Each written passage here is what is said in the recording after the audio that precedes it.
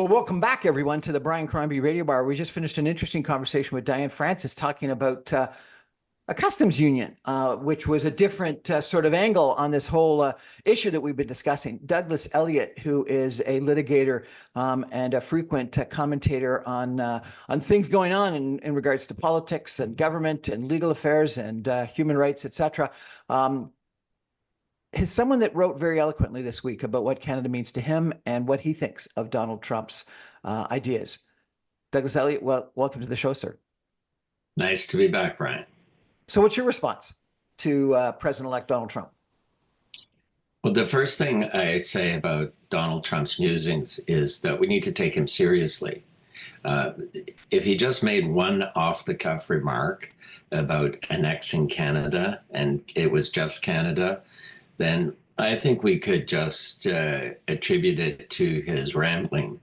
But he's been saying this again and again and again. He's been talking about taking over Greenland. He's been talking about invading Panama. And now Canada is part of this. I don't think he's kidding. I think he's absolutely serious. And I think Canadians need to take it seriously and make this a priority to resist him, as we always have successfully. Why? Do you think Canada deserves to, wants to be an independent nation, or do you think it wants to be part of the United States? I've not met a Canadian that wants to be part of the United States. If there is a Canadian that exists, I've never met him or her. You know, back in the time of the American Revolutionary War, the Americans invaded Canada and occupied Montreal because they thought they would be treated as liberators and that everyone would welcome them with open arms and overthrow the British Crown because they figured the French people would hate the Brits, but they hated the Americans even more.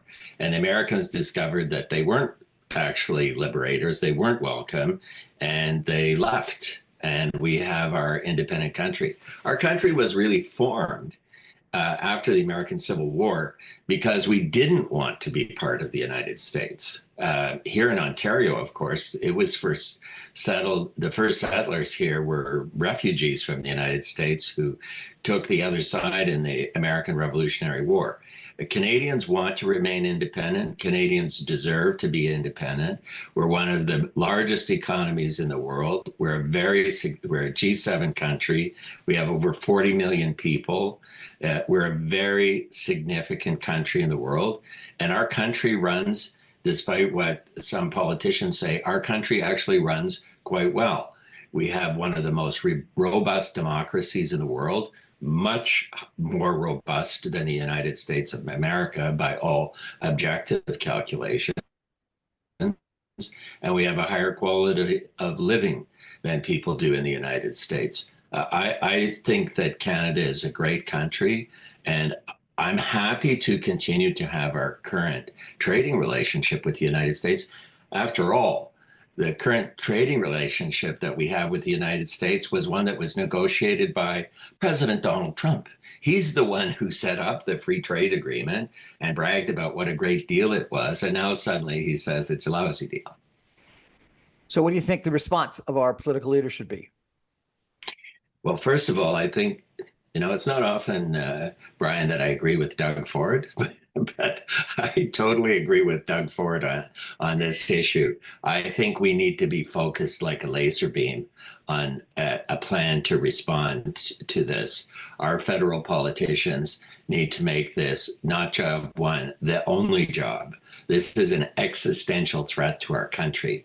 I don't think that Donald Trump is going to invade, but I believe him when he says he plans to impose crushing tariffs and to pressure Canada into submission through economic warfare. I totally believe him. So I believe that all of our politicians need to have a plan, and they need to focus on that plan, on how they're going to, first of all, try and persuade reasonable Americans that this is a crazy idea.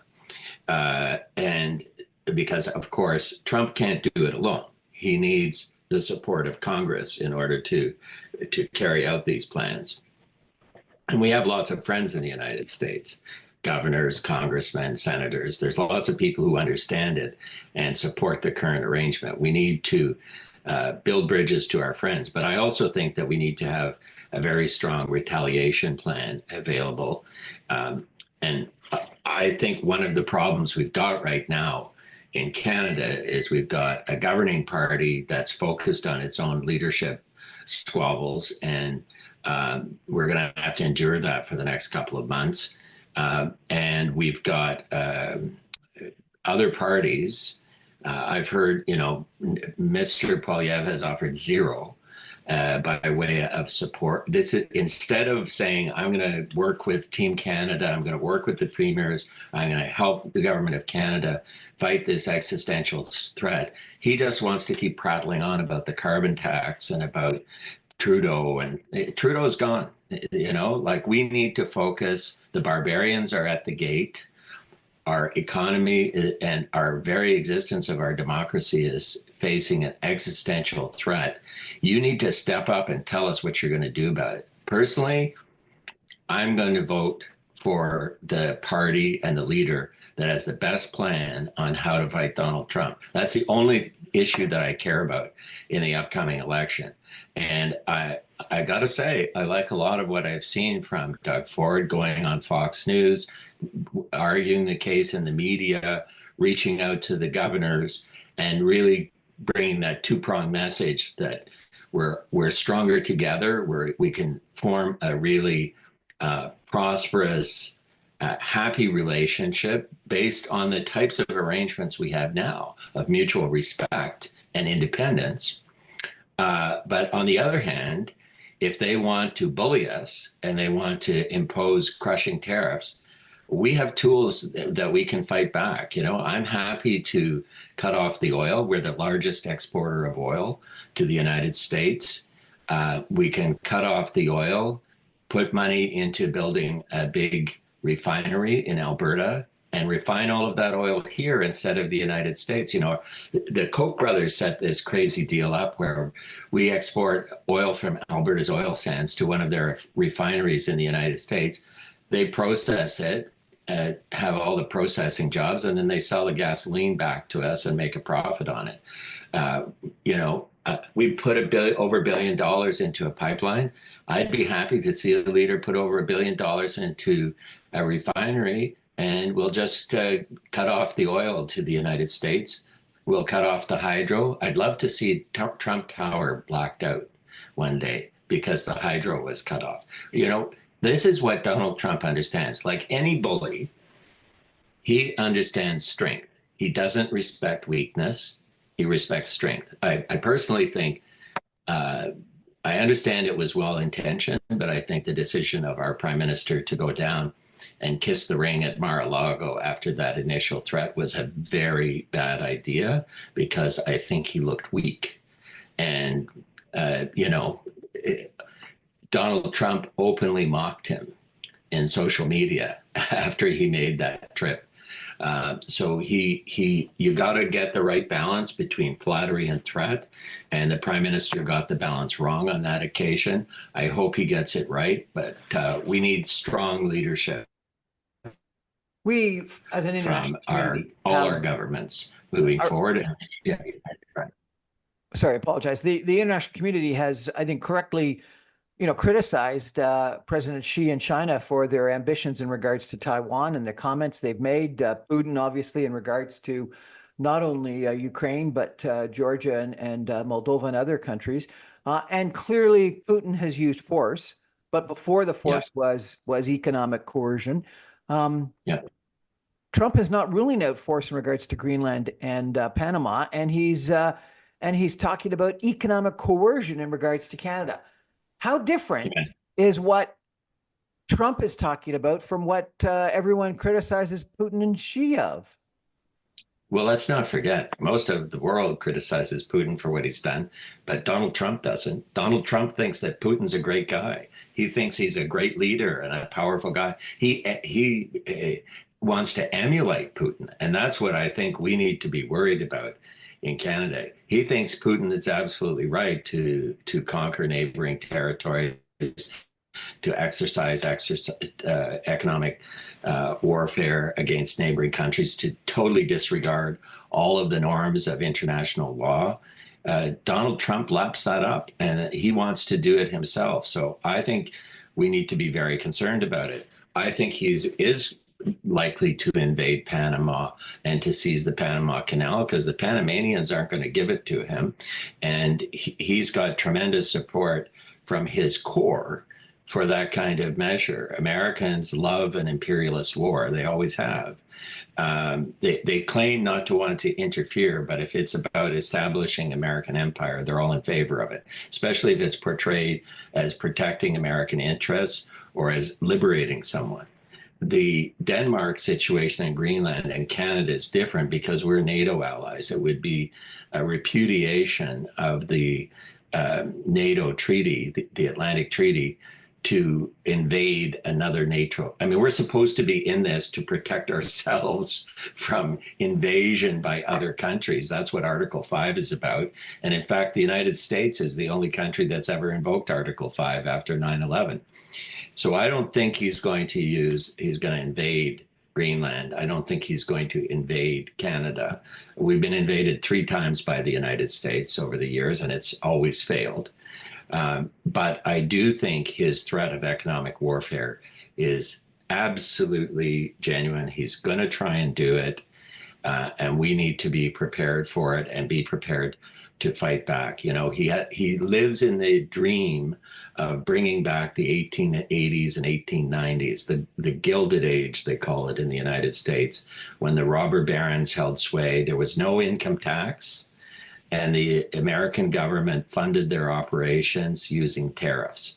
And that's the vision that Donald Trump has. And that is the age when the United States was sending troops in to take Puerto Rico from the Spaniards, to take Guam, trying to take the Philippines. It was engaging in imperialist expansion all over the world.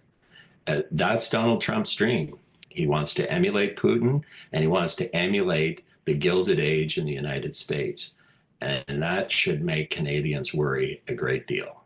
And the tariffs that were implemented after 1930 worked really well, didn't they? Yeah, well, that's the thing. What you need to remember is all of that stuff that went on. What did that lead to in the 1880s and 1890s? That led to World War I. All of that imperialism, it ended up to tremendous loss of life and ruined economies. And all of the tariffs that were introduced in the 1920s,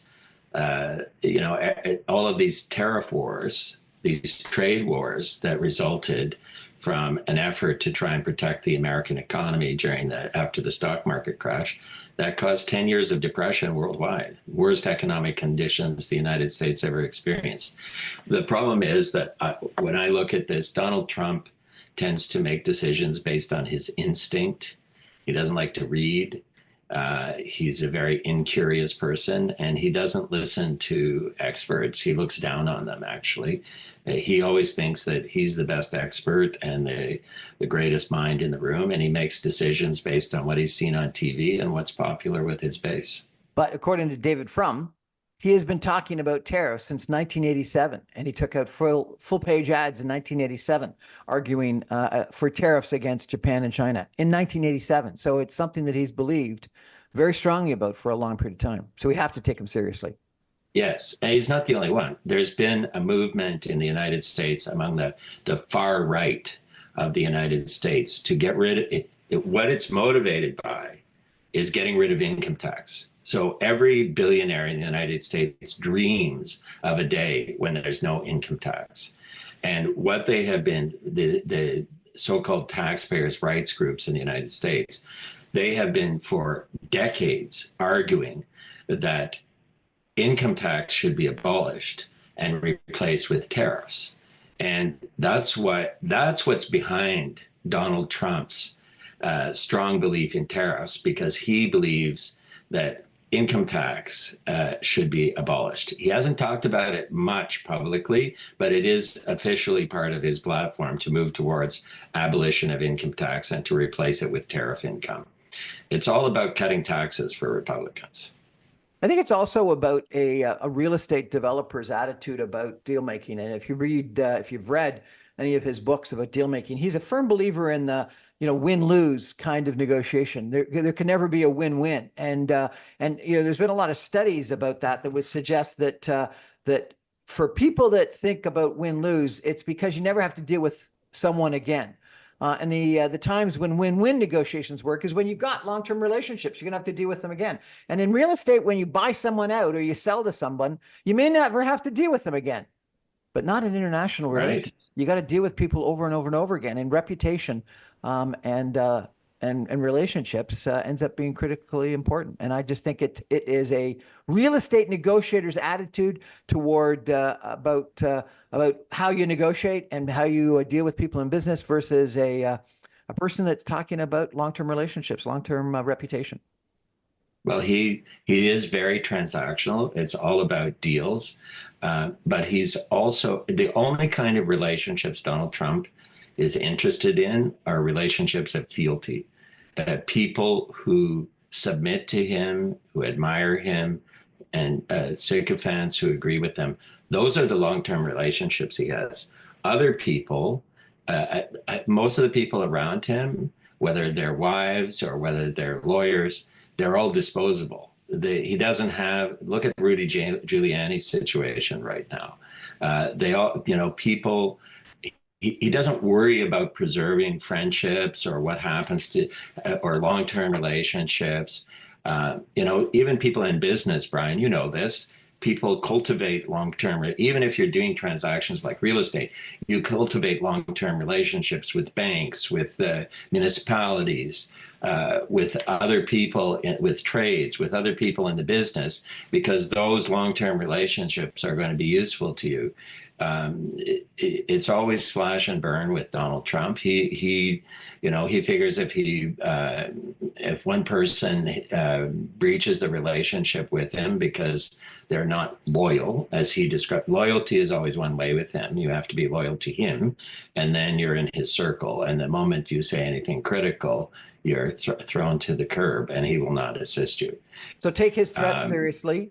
Stand up to tariffs. Have reciprocal tariffs ready at the go. Think about what Doug Ford's talking about, the economic implications and what we've got to do to make sure that we have the funds available, the investment opportunities available to make sure that our economy isn't devastated, and stand up to a bully. Yep. Absolutely. Let's try and do a deal with people who are sensible, but we need to have that big stick ready, and we need to use it if we have to. Douglas Elliott, thank you so much for joining us. I really appreciate it. Thank you, Brian. I think this is going to be the most important issue facing Canada in a long time. And I think about, that debate that several of us have probably seen repeated between John Turner and Brian Mulroney. And I hope we don't get the wrong answer, because I don't think John Turner was right that starting down the free trade route was a step toward American takeover of Canada.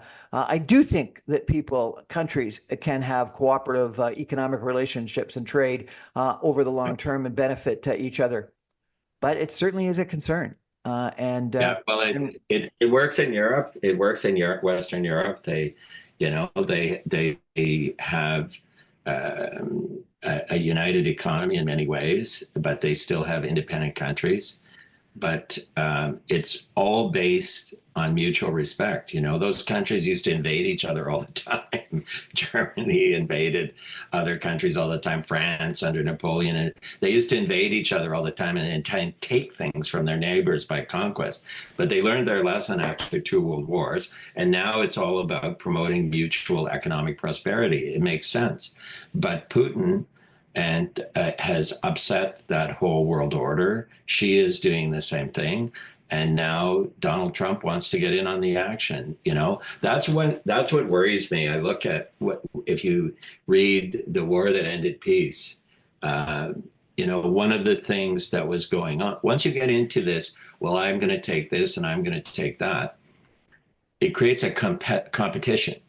And the leaders of these countries, they don't want to be left out. You built a battleship. I'm going to build a bigger battleship. You took that country. I'm going to take an even bigger country. It becomes a whole ego race between imperialist leaders, and that leads to devastating war. And the thing is, in the First World War, they didn't have atomic weapons. And so even though millions of people died, we survived. If this turns into atomic warfare between the United States, Russia, and China, if that's where this ends, then it could be the end of humanity, never mind the end of Canada.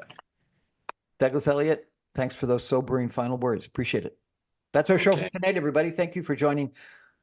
This is going to be a very interesting and critically important for Canada. And as Douglas says, the world, a couple of months as President-elect Trump becomes Trump 2.0, and we see what happens. Stay with us, everybody. We'll be following it nonstop. Good night.